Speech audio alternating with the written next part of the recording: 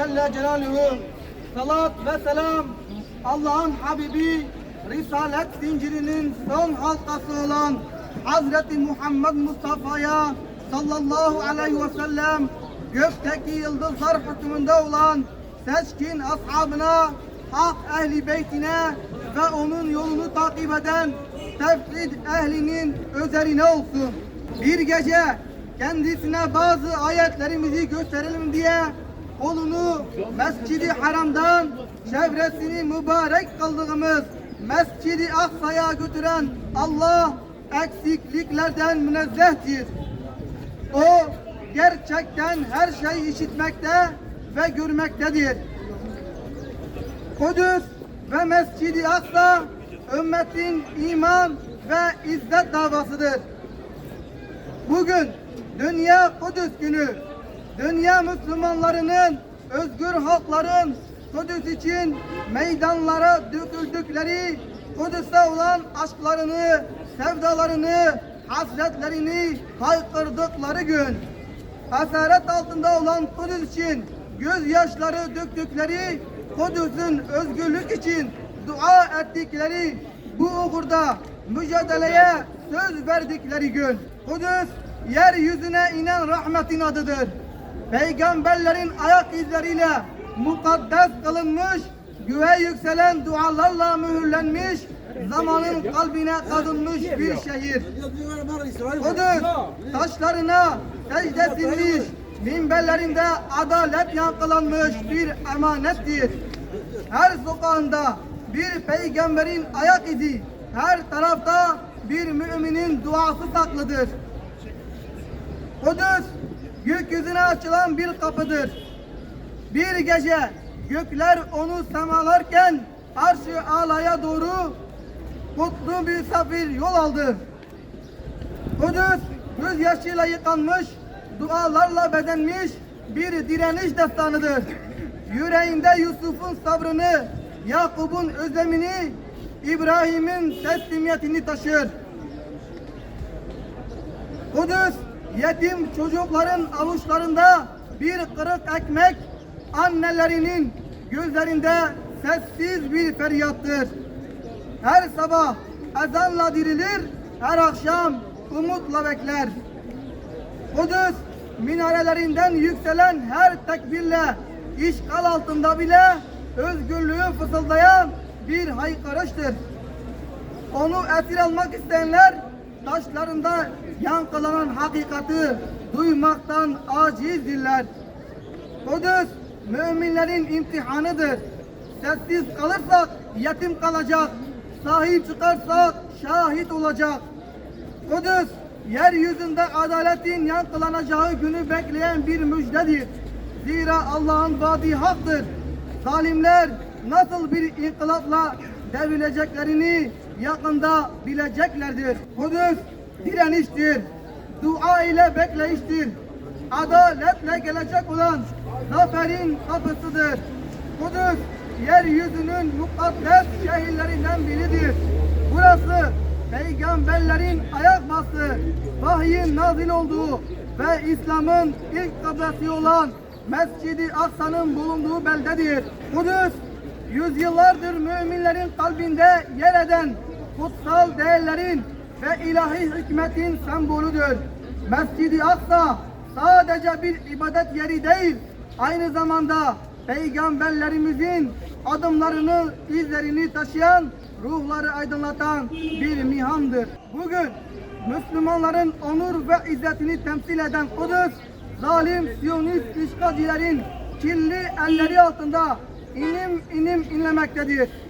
Filistin halkı 1948'den bu yana sistematik zulüm, katliam, saldırılar ve yerleşim yerlerinden bombalanması, hastanelerin ve ibadethanelerin hedef alınması Siyonist rejimin vahşetini bir kez daha gözler önüne sermiştir.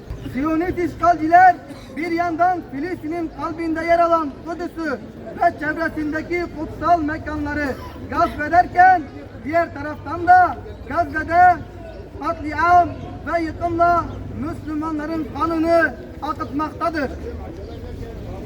Ne yazık ki bu zulümler yalnızca işgalcilerin değil, onlara her türlü desteği sağlayan emperyalistlerin güçlerinde eseridir. Başta ABD olmak üzere birçok batılı ülke işgalcileri silahlandırmakta, ekonomik ve diplomatik koruma sağlamaktadır. Uluslararası kamuoyu ise bu insanlık suçları karşısında sessiz kalmayı sürdürmektedir. Kudüs davası yalnızca Filistin halkının değil, tüm Müslümanların ve mazlumların davasıdır. Mescid-i Aksa'nın özgürlüğü için mücadele etmek her müminin görevidir. Peygamber Efendimiz sallallahu aleyhi ve sellem şöyle buyurmuştur: Mescid-i Aksa'ya gidin ve orada namaz kılın. Eğer oraya gidemezseniz kandillerinde yakılmak üzere zeytinyağı gönderin. Hiç kuşkusuz Kudüs'ün kurtulması Müslümanlar için, İslam ümmeti için dini bir görev olmakla birlikte bir varlık yokluk savaşıdır da. Çünkü başta Amerika olmak üzere dünyanın egemen şeytani güçlerinin desteğini arkalarına alan Kudüs işgalcisi Siyonist Yahudiler sadece Kudüs ve Filistin'de değil, geniş İslam coğrafyasında gözleri dikmiş durumdadır. Aksa tufanı sonrası yaşananlar İslam ümmetine verilmiş bir fırsat gibidir. Filistin'in kahraman evlatları Aksa tufanı ile birlikte Siyonistlere karşı büyük bir cephe açmış durumdadır. Bu cephe gittikçe daha da geniş bir coğrafyaya yayılmış bulunmaktadır. Bu cepheye koşan İslam'ın kahraman evlatları en azizlerini, büyük komutanlarını feda etmekten, kadın, erkek, çocuk, on binlerce şehit vermekten çekinmeden cihatlarını sürdürmekte, Kudüs kurtuluncaya kadar durmayacaklarına dair Yüce Allah'a söz vermektedirler. Bizler Silvan İslami Sivil Toplum Kuruluşları olarak bu mukaddes cihada, ümmetin kurtuluş savaşına, Kudüs ve Filistin'in, Gazze'nin özgürlük mücadelesine her şekilde, her platformda, her ortamda canımız ve malımızla destek olacağımıza söz veriyor. Asla geri durmayacağımızı dünyanın müstekbir güçlerine karşı ilan ediyoruz. Bir an bile gaflette kalma lüksümüz kalmamıştır. Kudüs'ün kurtuluşu için kıyam etmiş, feryatlarıyla ümmeti yardıma çağıran kahraman kardeşlerimizin imdadına koşma bir yardımcı yok mu diyen mazlum, mustasaf, kadın, erkekler ve çocuklar için ayağa kalkma zamanıdır.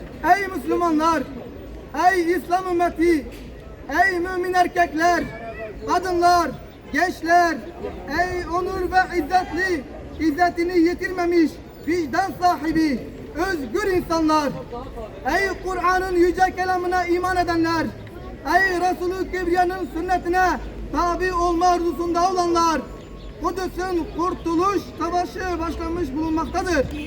Allah'ın salih kulları cihadı kuşanmış Kudüs işgalcisi Siyonistler ve destekçileri olan Haçlılarıyla savaşa tutuşmuşlardır. Onlara yardım edin. Kudüs davasının savaşçılarına yardım edin. Yöneticisiyle, yönetileniyle tüm İslam ümmeti bu varlık savaşında tereddütsüz yerini almalıdır. On binlerce şehit verme pahasına, şehirlerinin yerle bir olması pahasına, evsiz, barksız, aç ve çıplak kalma pahasına, Aksa tufanı destanıyla Siyonist cephe karşısında tarihin en büyük direnişini başlatmış bulunan kardeşlerimiz bizi bekliyor.